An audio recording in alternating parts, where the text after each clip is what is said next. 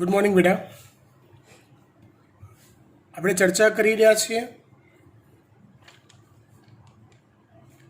સંલગ્નતા અને પુનઃ સંયોજનની।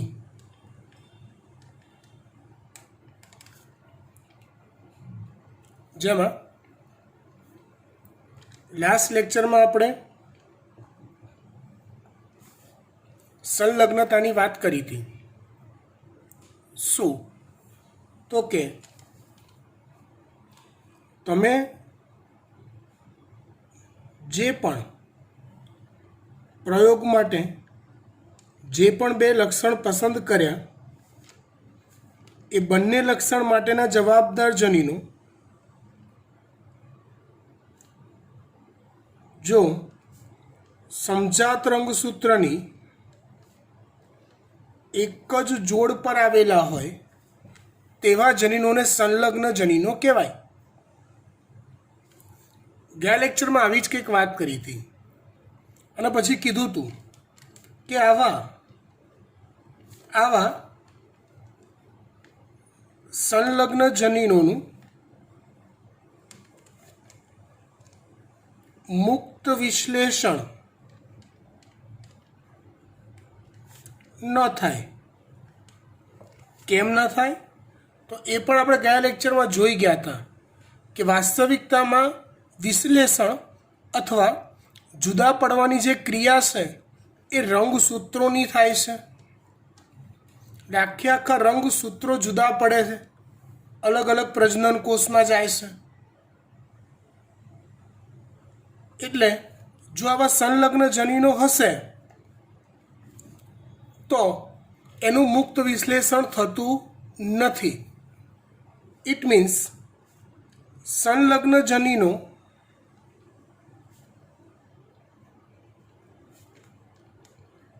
ए प्रजनन कोषोना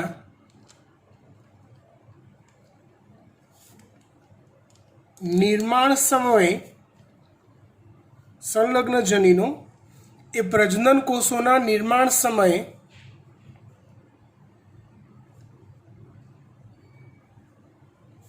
जुदा पड़ता नहीं। आ बाबतने संलग्नता कहेवाय छे। संलग्न संलग्न एटले जोड़ायेला रहेवुं, एटले ए बंने एकबीजानी साथेनी साथे जळवाई रहेशे, जुदा पड़ता नहीं। आ बाबत ने कहेवाय छे संलग्नता। हवे कहानी में थोड़ो ट्विस्ट आवशे, जे ट्विस्ट ने आपणे पुनः संयोजन नाम आपीए छे। ए ट्विस्ट ने शुं नाम आपीए छीए आपणे? पुनः संयोजन। हवे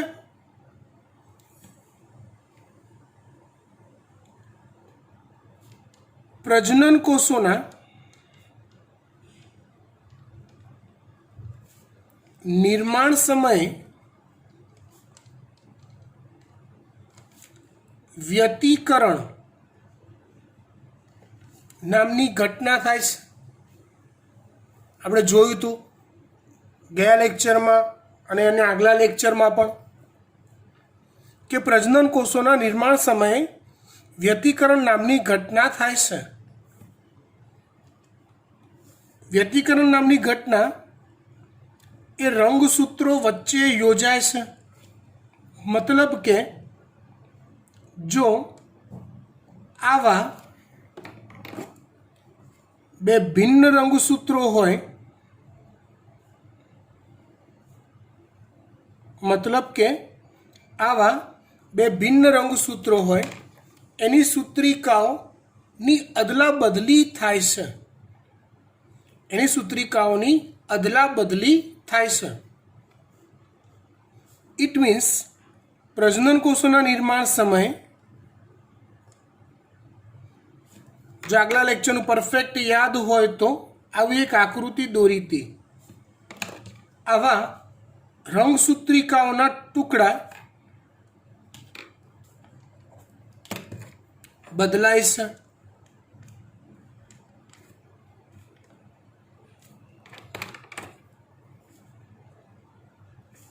આ રીતે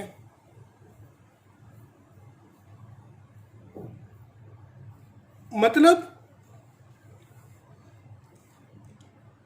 આપણે હવે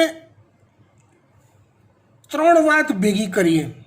પહેલા 2 વાત જે અગાઉ સમજી ગયા છીએ એ ફરી એકવાર ફટાફટ 2 મિનિટમાં જોઈ લઈએ અને પછી એમાં ત્રીજી વાતની ઉપરથી મસાલો ભભરાઈએ। જો પહેલા મેન્ડલભાઈએ આપણને વાત કરી હતી કે ભાઈ મુક્ત વિશ્લેષણનો નિયમ,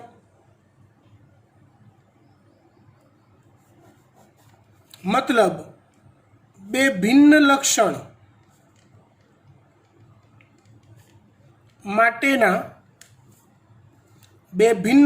માટેના જવાબદાર જનીનોનું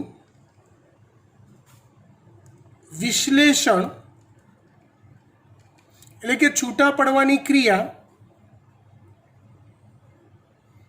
એકબીજાથી સ્વતંત્ર રીતે થાય।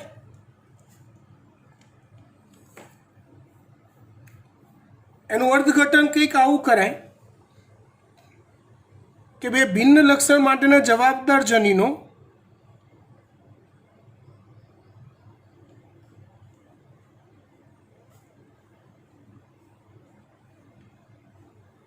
ધારો કે capital Y, small Y, capital R, small R હોય તો પ્રજનન કોષોમાં આ બંને રંગસૂત્રો જુદા પડશે। આ બંને રંગસૂત્રો જુદા પડશે તો કાં તો રંગસૂત્રોના અનુસંધાનમાં જનીનોની વહેંચણી આવી થાય, કેપિટલ વાય સાથે કેપિટલ આર હોઈ શકે, કેપિટલ વાય સાથે સ્મોલ આર હોઈ શકે, આ રંગસૂત્રો સાથે આ વાળું ગયું હોય, આની સાથે આ વાળું ગયું હોય, સ્મોલ વાય સાથે કેપિટલ આર બી હોઈ શકે, સ્મોલ વાય સાથે સ્મોલ આર પણ હોઈ શકે। આ રીતે કહેવાનો ભાવાર્થ એવો છે કે મુક્ત વિશ્લેષણ થાય છે। 2 ભિન્ન લક્ષણ માટેના જવાબદાર જનીનોનું વિશ્લેષણ સ્વતંત્ર હોય, વાય અને આર ની જુદા પડવાની ક્રિયાને એકબીજા સાથે કોઈ લેવા દેવા હોતા નથી। પછી આપણે એક નવી વાત ઉમેરી કે ભાઈ આવું દરેક કિસ્સામાં નથી હોતું ભાઈ। એવી કિસ્સાની વાતને આપણે સંલગ્નતા કીધી।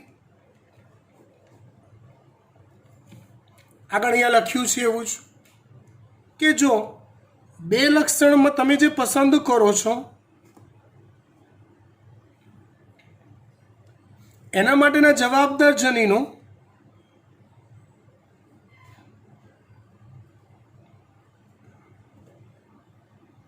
જો સમજાત રંગસૂત્રોની એક જ જોડ પર હોય તો આ એક રંગસૂત્ર એક પ્રજનન કોષમાં જાય, બીજું રંગસૂત્ર બીજા પ્રજનન કોષમાં જાય તો પ્રજનન કોષોમાં બંને જનીનો હોવાની આવી 4 શક્યતાઓ નહીં રચાય, 2 જ શક્યતા રચાશે મિત્રો। કઈ 2? તો કે કેપિટલ વાય કેપિટલ આર આ બંને જુદા નહીં પડે અને બીજી સ્મોલ વાય સ્મોલ આર આ બંને પણ જુદા નહીં પડે।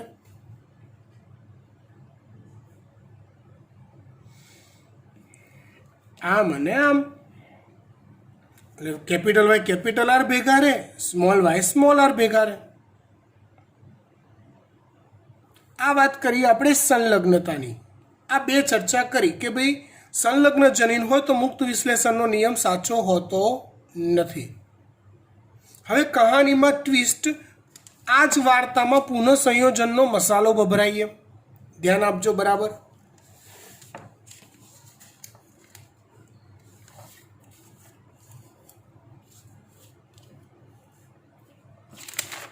એ ભભરાવો એ પહેલાં એકવાર ફરીવાર જોઈ લઈએ।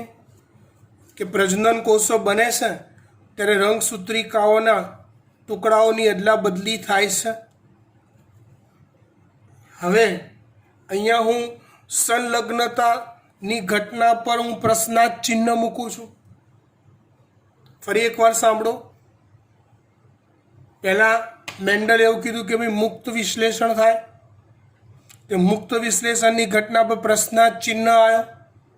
કોના નામનો? તો કે સંલગ્નતાના નામનો.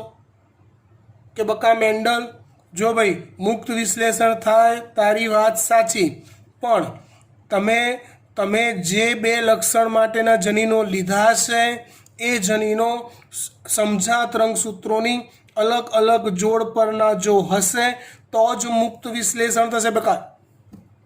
આવું બાકી નહીં થાય. જો તમે બે લક્ષણ જે પસંદ કર્યા છે એના માટેના જવાબદાર જનીનો સમજાત રંગસૂત્રોની એક જ જોડ પરના હશે તેનું મુક્ત વિશ્લેષણ થશે નહીં. આવા જનીનોને સંલગ્ન જનીન કહેવાય. આવા જનીનો એકબીજાથી છૂટા નથી પડતા એવું હું શીખવાડું છું, જે ઘટનાને સંલગ્નતા કહેવાય. હવે હું સંલગ્નતામાં કંઈક ને કંઈક લોચા કાઢું છું. કેવા? તો કે યાર આ સંલગ્ન જનીન છે, આ પણ સંલગ્ન જનીન છે. હવે પ્રજનન કોષોના નિર્માણ સમયે રંગસૂત્રિકાઓના ટુકડાઓની અદલા બદલી થાય, જસ્ટ લાઈક આ રીતે સમજાત રંગસૂત્રોની સૂત્રિકાઓની અદલા બદલી થાય ધારો કે. તો હવે જો આવું થયું તો એવી શક્યતા ના બની શકે કે અહીંયા કેપિટલ વાય હોય, આની પાસે સ્મોલ વાય હોય, અહીંયા કેપિટલ આર હોય, અહીંયા સ્મોલ આર હોય. ફરીવાર જુઓ, કંઈક હું આવું બતાવવા માગું છું. આ લાલ માનજો હો, ભૂલથી બ્લેક થઈ ગયું છે. અહીંયા કેપિટલ વાય છે, અહીંયા કેપિટલ આર છે, અહીંયા સ્મોલ વાય છે, અહીંયા સ્મોલ આર છે. અને કર્મની કઠણાઈ એવી થઈ કે જો વ્યતિકરણ થયું, સૂત્રિકાઓની અદલા બદલી થઈ, અને અદલા બદલી દરમિયાન આ સ્મોલ વાય ધારો કે અહીંયા આવી ગયો, તો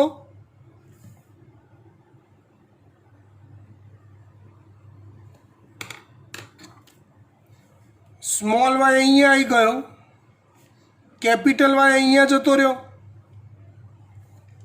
સ્મોલ આર અહીંયા આવી ગયો, કેપિટલ આર અહીંયા જતો રહ્યો.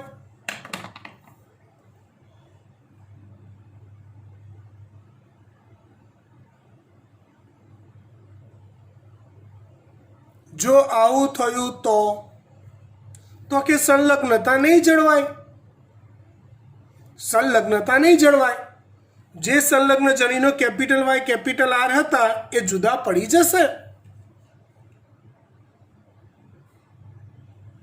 મતલબ પરમેનન્ટ સંલગ્નતા જળવાશે એવું હોતું નથી. વાત કરીએ પુનઃ સંયોજનની. ધ્યાન આપજો. હવે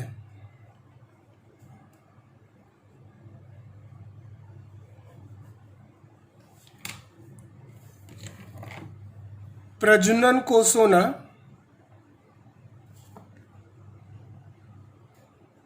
નિર્માણ સમયે વ્યતિકરણ નામની ઘટના થાય છે, જેમાં સમજાત રંગસૂત્રિકાઓની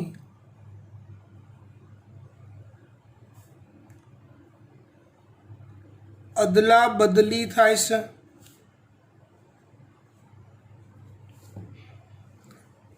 વ્યતિકરણની ઘટના થાય છે, પણ એક વાત ધ્યાનથી સમજો, આ વ્યતિકરણ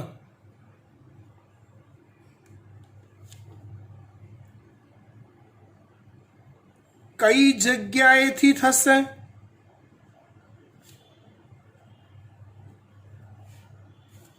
એ નક્કી હોતું નથી.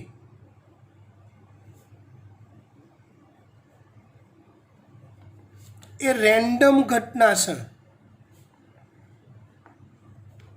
મતલબ કોઈ આવા વ્યતિકરણ નામની ઘટનામાં સૂત્રિકાઓ રેન્ડમલી એકબીજા સાથે જોડાઈ જાય છે, પુનઃસંયોજન ગંઠિકા રચી નાખે છે, સૂત્રિકાઓની અદલા બદલી થઈ જાય છે.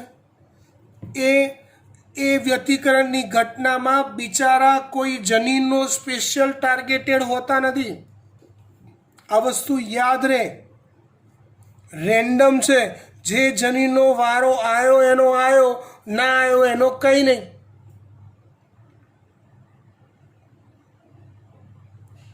વાત સમજવા ટ્રાય કરજો બરાબર.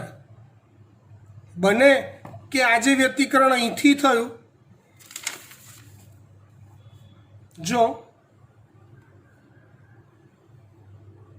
સમજવા ટ્રાય કરજો દીકરા. ધારો કે વાય જનીન અહીંયા છે, કેપિટલ આર જનીન અહીંયા છે,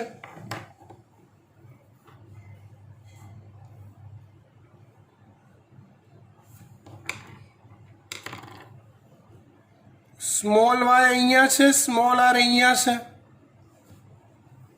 માની લો વ્યતિકરણ થયું આ જગ્યાએથી, ધારો કે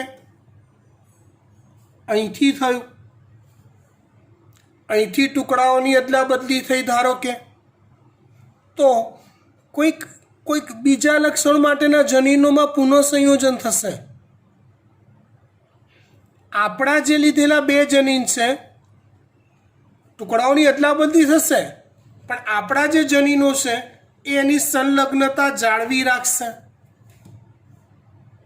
વાત થોડી ટ્રીકી છે, મગજ તમારું હાજર રાખજો એટલે ખ્યાલ આવશે હું શું કહેવા માગું છું. ફરીવાર સમજો. વ્યતિકરણની જે ઘટના છે એ ઘટના, ધારો કે આ એક રંગસૂત્ર છે દોરી જેવું, આ એનું સમજાત રંગસૂત્ર છે, બીજું દોરી જેવું આ સેન્ટ્રોમિયર છે. આ એક રંગસૂત્ર, એનું બીજું સમજાત રંગસૂત્ર છે.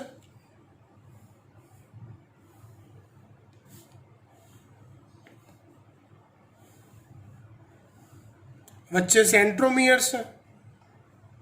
આ બંને વચ્ચે જ્યારે પ્રજનન કોષોના નિર્માણ સમયે વ્યતિકરણ થાય ત્યારે નક્કી ના હોય યાર કે વ્યતિકરણ અહીંથી જ થશે, અહીંથી જ થશે, બંને વચ્ચે કે અહીંથી જ થશે.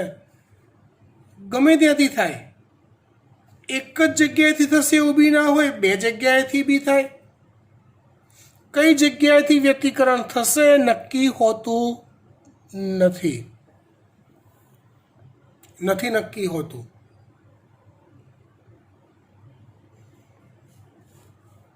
હવે સંલગ્નતા અને પુનઃસંયોજન એ ઘટનાઓ ક્યારે ક્યારે થાય? તો કે જ્યારે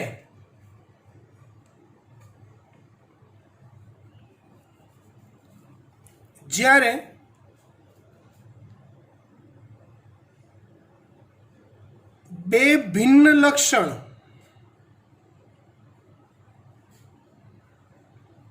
માટેના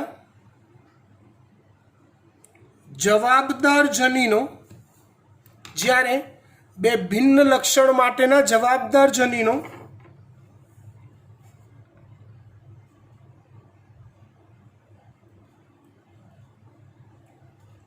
પ્રજનન કોષોના નિર્માણ સમયે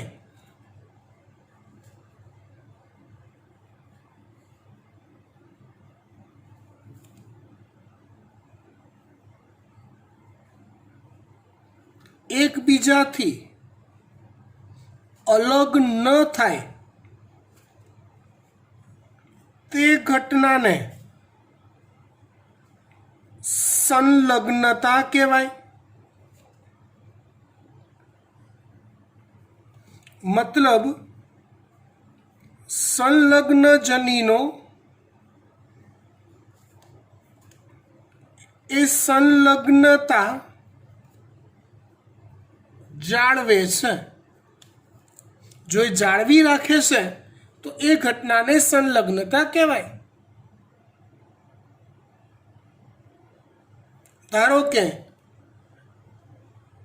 આ કોઈ એ જનીન છે, એના સમજાત રંગસૂત્ર પર અહીંયા ધારો કે કોઈ સ્મોલ એ જનીન છે, અહીંયા કોઈ બી જનીન છે, અહીંયા કોઈ સ્મોલ બી જનીન છે. તો એ અને બી જનીનો સંલગ્ન જનીનો છે. માની લો કે વ્યતિકરણ નામની ઘટના બેટા આ જગ્યાએથી થઈ છે, અહીંથી ટુકડાઓની અદલા બદલી થઈ, આમ ટ્વિંગ, આમ ટ્વિંગ, આ ભાણિયું અહીંયા આવી ગયું, આ ભાણિયું અહીંયા આવી ગયું. તો 6 ને વ્યતિકરણ થયું. આપણે જે બે લક્ષણ માટેના જનીનો લીધા એ વ્યતિકરણ થયા પછી પણ પ્રજનન કોષોમાં એકબીજાની સાથેની સાથે જળવાઈ રહેશે. તો એને કહેવાય છે સંલગ્નતા જળવાઈ, સંલગ્નતા કહેવાય.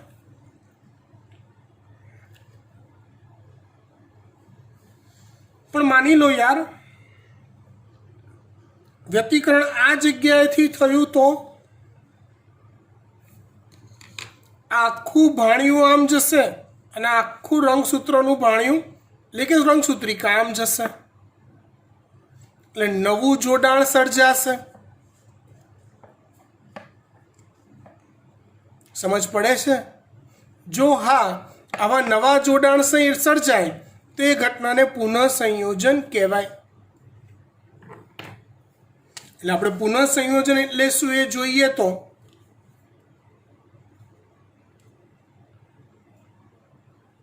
સંલગ્ન જનીનો વ્યતિકરણ સમયે સંલગ્ન જનીનો વ્યતિકરણ સમયે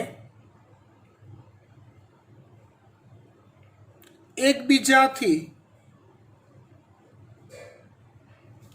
અલગ થઈ જાય અને નવા જોડાણ રચે એ ઘટનાને પુનઃ સંયોજન કહેવાય. એ ઘટનાને શું કહેવાય? પુનઃ સંયોજન કહેવાય. આઈ થિંક આ વસ્તુ મગજમાં ક્લિયર થઈ ગઈ છે. હવે થોડુંક વધારે ડીપમાં લઈ જાઉં તમને, જે તમને આવડવું ખૂબ જ જરૂરી છે.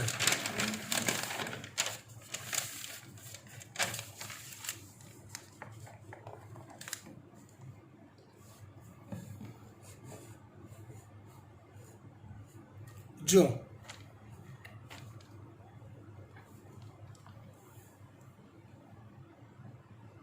એક એક્ઝામ્પલ ખાલી આપું છું કે મનુષ્યમાં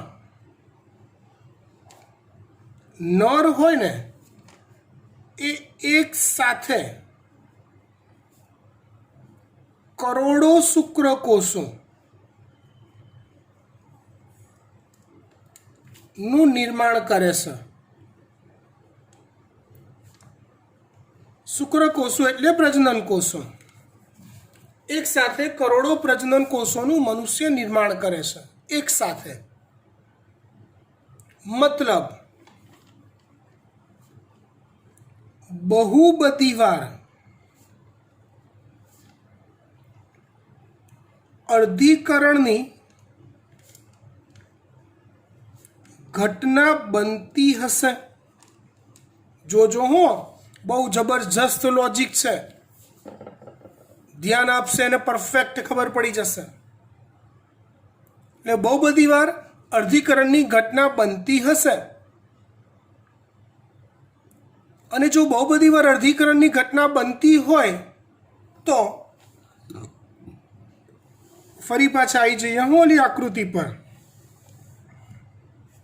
ધારો કે આ એક રંગસૂત્ર છે,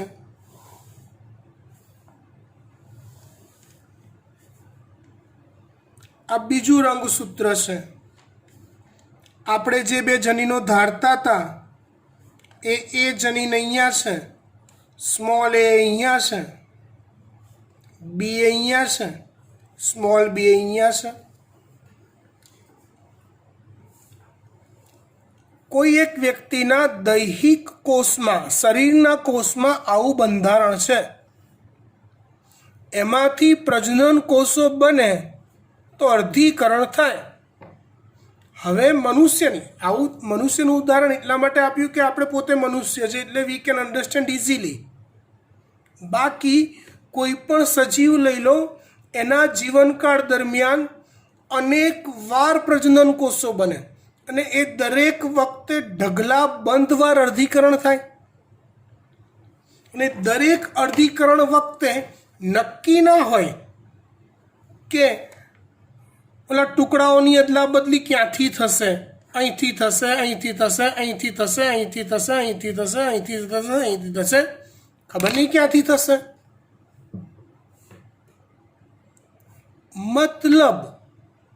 મતલબ દરેક અર્ધીકરણ વખતે જરૂરી નથી કે સંલગ્ન જનીનો એકબીજાથી છૂટા પડે જ પડે. અને એવું પણ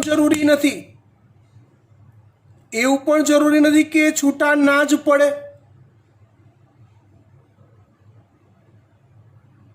સંલગ્ન જનીનો છૂટા પડશે પ્રજનન કોષોના નિર્માણ સમયે કે નહીં પડે?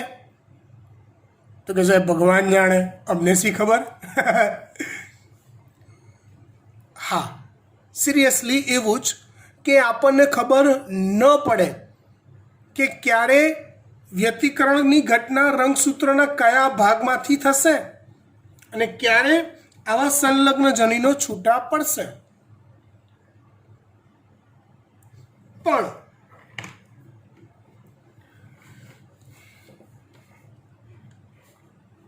સંલગ્ન જનીનોની સંલગ્નતા જળવાય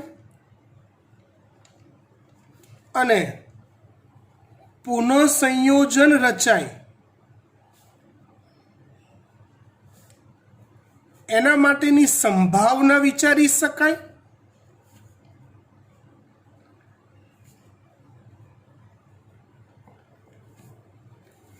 તો કે હા, કેવી રીતે? હાલ આપણે રંગસૂત્રને ભૂલી જઈએ, એટલે યાદ રાખવાનું છે, કાયમ માટે નથી ભૂલી જવાનું, 2-3 મિનિટ માટે ભૂલી જઈએ. ધારો કે આ એક લાંબી દોરી લઈએ છીએ આપણે ઘરમાં, એ કપડાં સીવવા માટેની હોય, એ પતંગની દોરી હોય, કોઈ બી એક લાંબી દોરી છે. એક લાંબી દોરી લઈએ આપણે, એ દોરી પર અલગ કલરથી હું 2 ટપકા કરું પેનથી આટલા અંતરે. આ એક લાંબી દોરી મેં લીધી છે અને આટલા દૂરના અંતરે મેં 2 ટપકા કર્યા છે. ધારો કે આ દોરી એ રંગસૂત્ર છે એમ માની લો, અને એના પર રેખીય રીતે ગોઠવાયેલા અહીંયા ક્રમશઃ જનીનો હશે. એ પૈકીના આ 2 એવા જનીન છે કે જે આપણે પ્રયોગ માટે લીધેલા છે. મતલબ કે આ 2 સંલગ્ન જનીનો છે. હવે એક છેડો હું પકડું છું, બીજો છેડો તમને પકડવા આપું છું. આ રીતે ચલો બેટા ખેંચો સામ સામે. આ દોરડું નથી એટલે રસ્સા ખેંચ નહીં થાય, આ દોરી છે એટલે બમ દઈને શું થશે? દોરી તૂટી જશે. શું થશે? દોરી તો કે તૂટી જશે. હવે જો એ દોરી તૂટે છે, હું તમને કહું હો, તમારી બુદ્ધિથી વિચારીને કહેજો.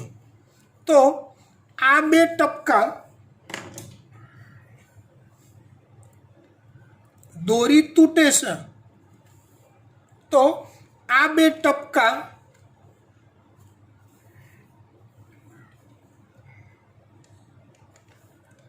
એ છૂટા પડવાની એટલે કે અલગ અલગ ટુકડામાં સંભાવના કેટલી હશે? વિચારો. તો તમે કહેશો કે સાહેબ 100 વાર આપણે આવી રીતે ખેંચમ ખેંચી કરીશું ને તો લગભગ 99 વાર તો સાહેબ એ છૂટા પડી જ જશે. કેમ?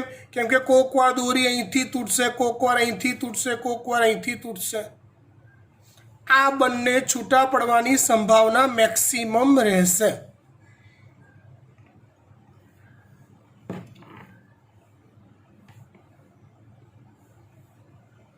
Good thinking. હવે હું ફરી પાછી એક દોરી લઉં. એક જનીન અહીંયા લઉં, બીજું જનીન અહીંયા લઉં. સેમ વે એક છેડો તમને પકડવા આપું, એક છેડો હું પકડું. ચલો કરીએ ખેંચમ ખેંચી. બોલો, મારે કંઈ બોલવું નથી અને હવે આગળ કંઈ સમજાવવું નથી આ વાત પર. જે હું કહી દઈશ કે આ વાત હવે નહીં સમજાવું, જાઓ, તો તમને ખબર પડી ગઈ કે હું તમને શું કહેવા માગું છું.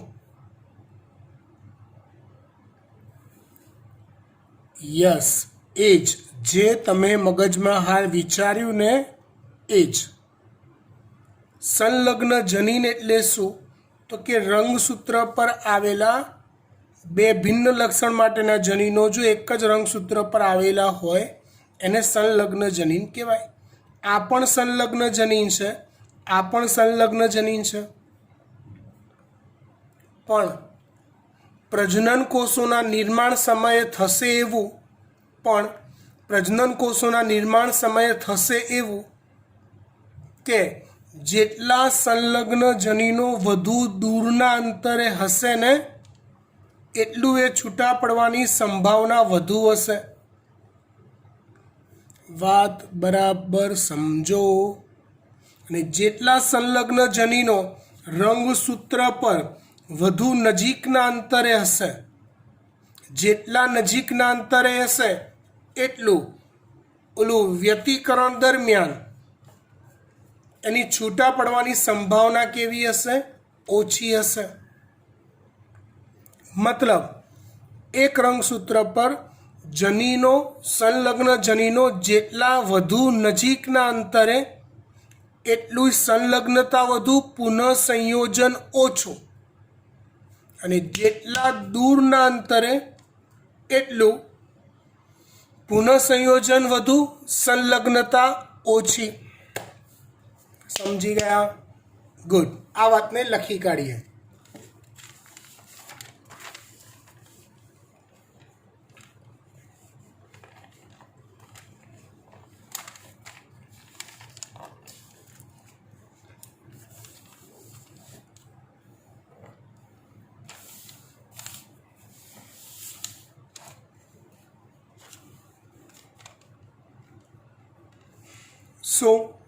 તો રંગસૂત્ર પર સંલગ્ન જનીનો જેટલા વધુ નજીક હશે, રંગસૂત્ર પર સંલગ્ન જનીનો જેટલા વધુ નજીક હશે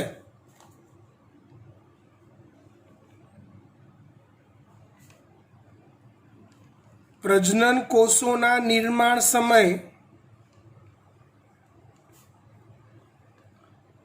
એટલે કે અર્ધીકરણ સમય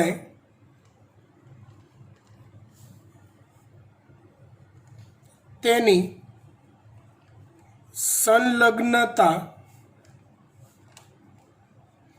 વધુ જળવાશે.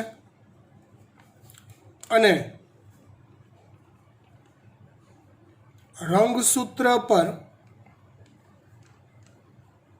સંલગ્ન જનીનો જેટલા દૂર હશે, દૂરના અંતરે ગોઠવાયેલા હશે, અર્ધીકરણ સમયે તેની સંલગ્નતા ઓછી જળવાશે અને પુનઃ સંયોજન વધુ જોવા મળશે.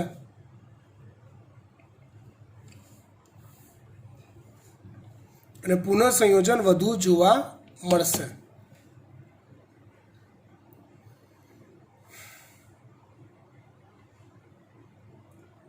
ક્લિયર થઈ વાત? ઓકે. હવે આજે સંલગ્ન જનીન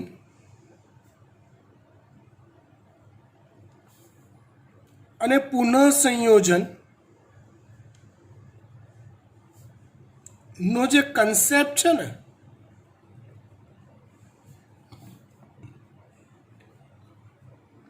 એ મોર્ગન નામના વૈજ્ઞાનિકે આપેલો હતો. આ કન્સેપ્ટ કોણે આપેલો હતો? મોર્ગન નામના વૈજ્ઞાનિકે. એટલે રંગસૂત્ર પર બે સંલગ્ન જનીનો વચ્ચેનું અંતર, અહીંયા એ જ વાત છે ને, અંતર જેટલું વધુ એટલી સંલગ્નતા ઓછી, અંતર જેટલું ઓછું એટલી સંલગ્નતા વધુ. એટલે બે સંલગ્ન જનીનો વચ્ચેનું અંતરનું માપન એ મોર્ગનના માનમાં સેન્ટીમોર્ગન નામના એકમમાં મપાય છે. શેમાં મપાય છે? સેન્ટીમોર્ગન નામનો એકમ. પણ આ સેન્ટીમોર્ગન એ કોઈક વાસ્તવિક ગાણિતિક મૂલ્ય ધરાવતું નથી. નેક્સ્ટ ટુ ઇમ્પોસિબલ છે યાર. રંગસૂત્ર, એ રંગસૂત્ર પર આવેલા રેખીય ગોઠવણ ધરાવતા બે જનીનો વચ્ચેનું અંતર એ કોઈ ભૌમિતિક માપ દ્વારા માપી શકાતું નથી. નેનોમીટરમાં, એંગસ્ટ્રમમાં, માઇક્રોમીટરમાં ના.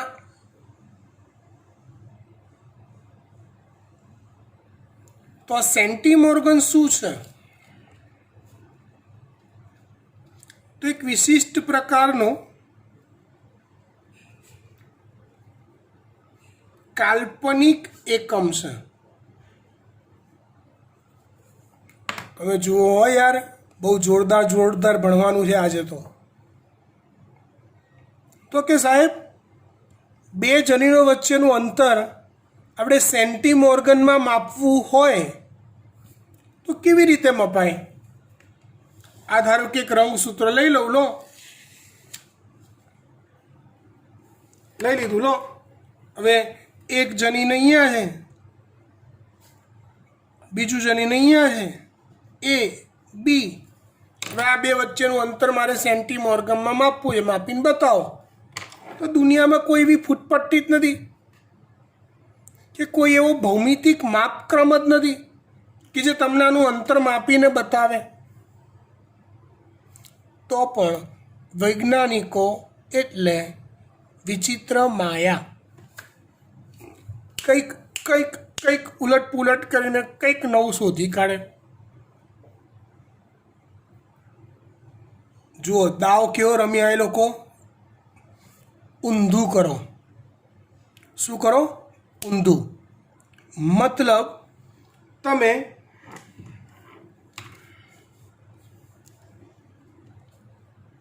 બે ભિન્ન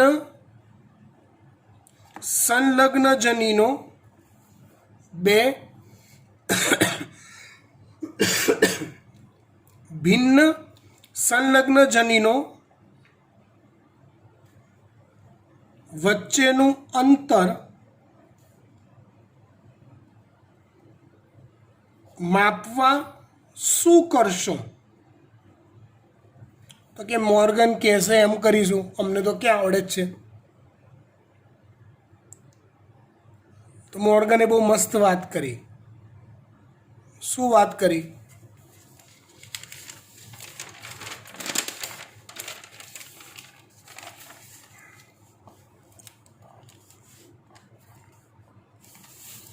કે ભાઈ તમે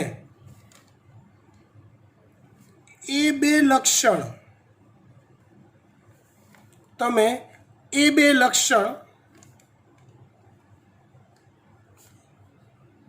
માટે દ્વિસંકરણ ટાઈપનો પ્રયોગ કરો. હા, પણ એ બંને જનીનો સંલગ્ન હોવા જોઈએ, સમજાત રંગસૂત્રોની એક જ જોડ પર હોવા જોઈએ. ધારો કે નીચે દોરું થોડુંક. આ એક રંગસૂત્ર છે, એક રંગસૂત્ર. આ બીજું એનું ભાઈબંધ રંગસૂત્ર સમજાત રંગસૂત્ર છે. અહીંયા કેપિટલ એ જનીન છે, અહીંયા કેપિટલ બી જનીન છે, અહીંયા સ્મોલ એ જનીન છે,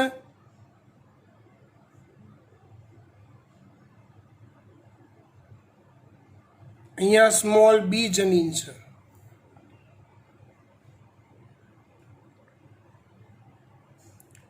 તમે જ્યારે જ્યારે પ્રયોગ કરો છો, આ ઓલું મેન્ડલ પ્રમાણે જોવા જાઓ તો F1 પેઢી આવી, એટલે કેપિટલ વાય સ્મોલ આર ટાઈપની. તમે મેન્ડલ પ્રમાણેનો પ્રયોગ કરો, F1 પેઢી સુધી પહોંચો.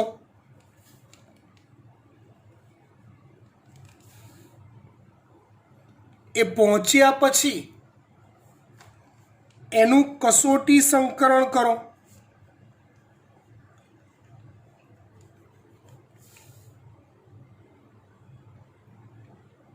કસોટી સંકરણ મતલબ સ્મોલ એ સ્મોલ બી પ્રચ્છન્ન સમયુગ્મી સાથે કરાવાતું પ્રજનન. જો દીકરા ચેપ્ટર લેન્ધી છે, આગળનું બધું જ યાદ રહેવું જરૂરી છે.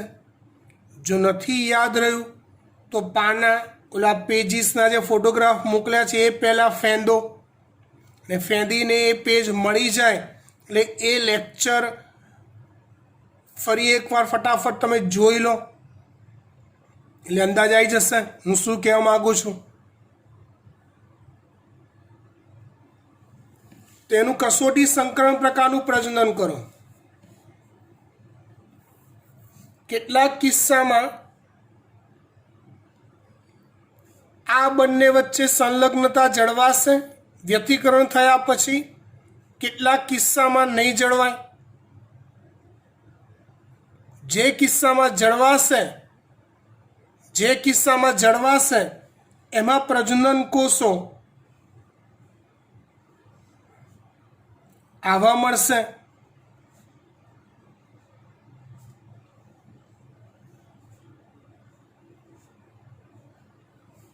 ને જેમાં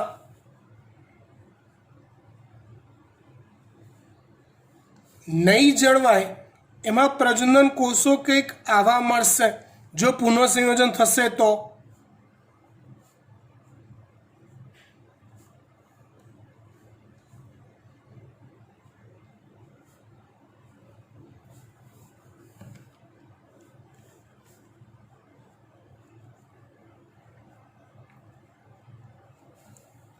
ફરી પાછી હું વાત કરું, મારે શું કરવું છે તો કે મારે બે સંલગ્ન જનીનો વચ્ચેનું અંતર શોધવું છે.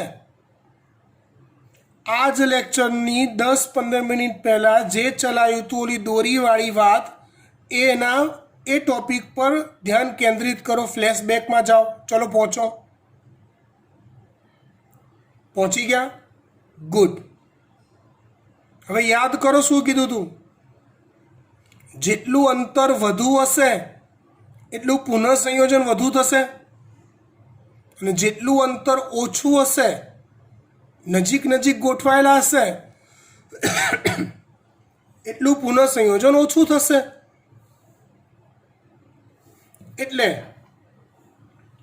તમે પ્રજનન કરાવો અને એમાં જેટલું પુનઃસંયોજન વધુ જોવા મળે એટલું એ જનીનો વચ્ચેનું અંતર વધુ લેવાનું હોય, અને જેટલું પુનઃસંયોજન ઓછું જોવા મળે એટલું એ જનીનો વચ્ચેનું અંતર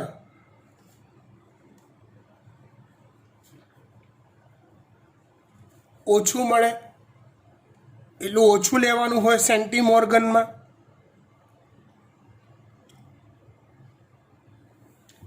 એટલે એનું સૂત્ર કંઈક આવું છે. એનું સૂત્ર કંઈક આવું છે કે પુનઃસંયોજિત સજીવોની આવૃત્તિ, આવા નવા જોડાણવાળા સજીવો કેટલા મળ્યા એ છેદમાં વસ્તીના કુલ સજીવોની આવૃત્તિ ગુણ્યા 100, જેને કહેવાય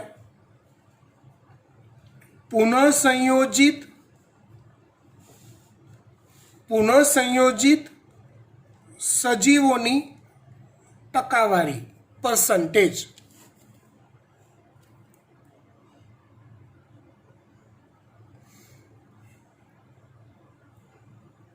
ધારો કે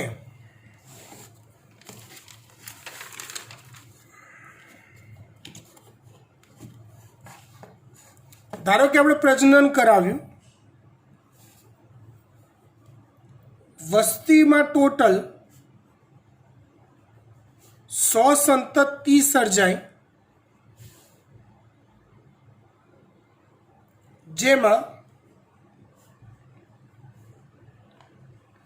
5 સંતતિઓ પુનઃસંયોજિત હતી, મતલબ કે નવા જોડાણ ધરાવતી હતી.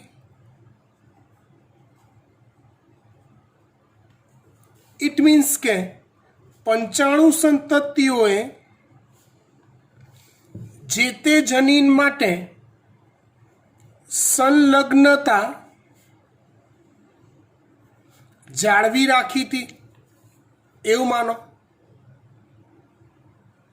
તો પુનઃસંયોજિત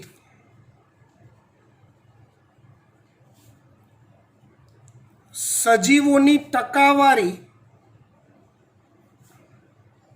કેટલી?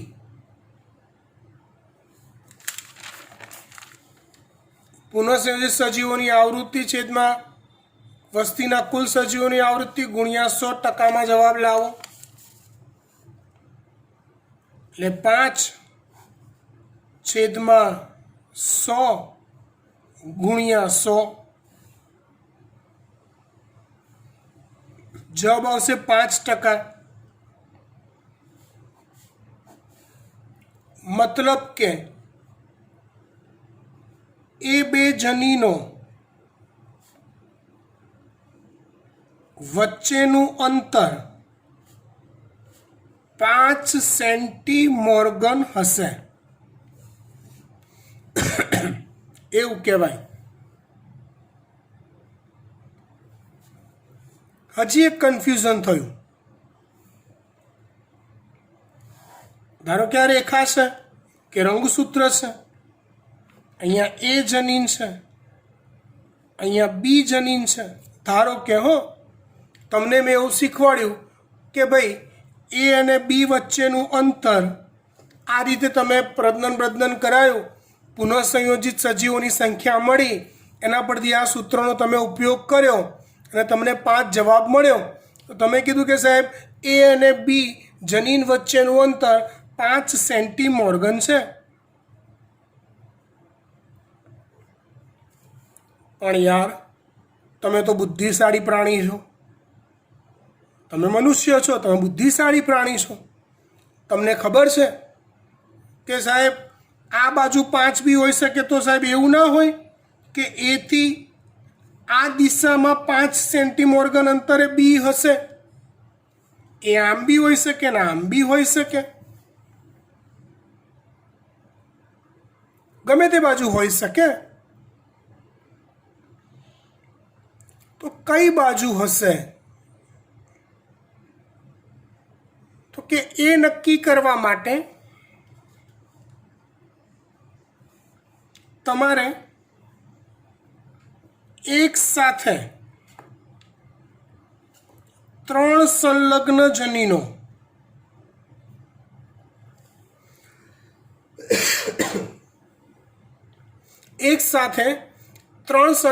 જનીનો લેવા પડે.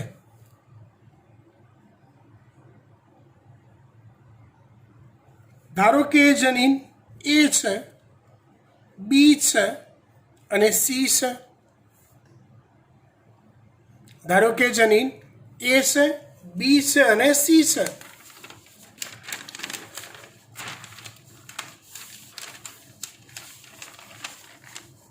મજા આવશે. જુઓ, તમારે શું કરવું પડે ખબર છે? 3 જનીન લેવા પડે. એ થી બી નું અંતર માપવું પડે. મતલબ તમારે એ અને બી માટે ઓલો પુનઃસંયોજન વાળો પ્રયોગ કરવો પડે. બી થી સી નું અંતર માપવું પડે. મતલબ તમારે સેમ ટુ સેમ પ્રયોગ બી અને સી જનીન માટે કરવો પડે. અને એવી રીતે એ થી સી નું અંતર માપવું પડે. ઓહો હો હો, આ તો ઓલું મેથ્સ આવતું હતું એ છે. સમજણ પડી ગઈ? એ થી બી અને બી થી સી નું અંતર શોધવાનું, 2 આપેલા હોય ત્રીજું શોધવાનું, એવા દાખલા પરીક્ષામાં પૂછાય છે આપણા નીટમાં. ફરીવાર આપણે શું કર્યું? તો કે આ એક રેખા છે, એ રેખા પર ક્યાંક ને ક્યાંક એ જનીન, બી જનીન અને સી આવા 3 સંલગ્ન જનીનો છે, અલગ અલગ લક્ષણ માટેના. તો હું પહેલાં એ અને બી માટે પુનઃસંયોજિત સજીવોની આવૃત્તિ શોધું, પછી બી અને સીની પુનઃસંયોજિત સજીવોની આવૃત્તિ શોધું, પછી એ અને સીની પુનઃસંયોજિત સજીવોની આવૃત્તિ શોધું. તો શું આપણને ખબર પડી જાય ને કે એ થી બી, બી થી સી ક્યાં આવેલા છે? પડી જાય. ધારો કે એ થી બી નું અંતર 15 સેન્ટીમોર્ગન આવ્યું. ટકાવારીમાં આગળ શોધ્યું હતું તો એ થી બી નું અંતર 15 સેન્ટીમોર્ગન આવ્યું.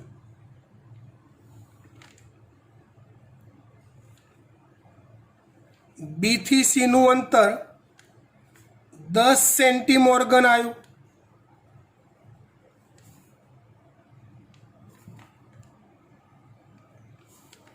એ થી બી નું અંતર 15 સેન્ટીમોર્ગન, બી થી સી નું અંતર 10 સેન્ટીમોર્ગન અને એ થી સી નું અંતર ધારો કે 5 સેન્ટીમોર્ગન આવ્યું.